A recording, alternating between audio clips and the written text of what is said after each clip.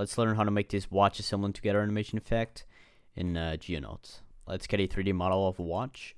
I'm gonna get this one from Ali, and I'm gonna make it bigger as well. I don't want this empty here, so I'm gonna press A and then Alt P, clear, and keep transform. So now I can delete the parent, the empty, and it's all fine now.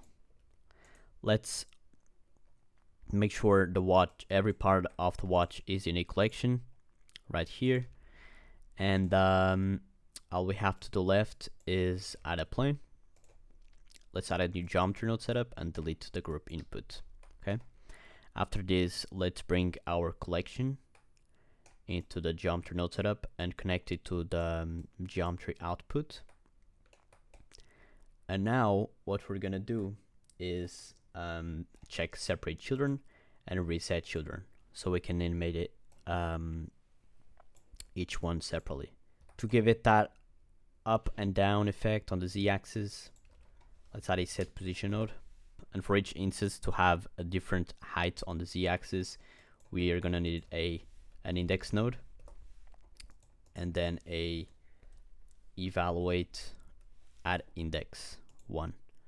So now we can make this instance, and then if we add a combine x, y, z node and then connect this into z and then this one into offset, let's just press A here and then press Ctrl A to apply the scale. Okay, so now we have the watch in our geometry node setup actually, and let's hide the collection so we don't have two watches. It's actually an evaluate on domain node, and let's set this to instance. What this is basically doing is turning each index of each instance into its z value. So now if we want to animate this, let's add a multiply node, and then if we play around with this value, we can animate it basically. So what I also did was kind of I kind of made a deforming effect while it's going down with this animation, with a kind of animation path like this one, and to make that effect, what I did was add another set position node, but before that I added a realize instances node, so we can actually play with the polygons, not the instances, because they're gonna deform. And I added a vector rotate, plugged it into position, added a position node right here, so now it's not doing anything. And I also connected position into the angle. Look at that, now it's doing a nice effect right here.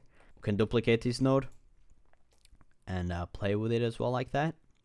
I'm gonna add a value node so we can connect it to this multiply node and this one. So every time I change this value, both of the effects are going to be applied.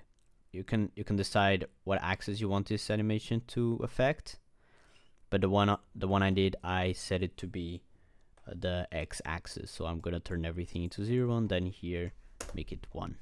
The effect is basically this. What you can do now is add a basic lighting. I'm gonna turn this the strength of the HDRI to 0 and add an area light and give it kind of a nice side light with more exposure. And yeah, gives you this nice looking light. Let me know what you think. If you have another idea for a tutorial, let me know and I'll make it. It's that easy. Follow for more.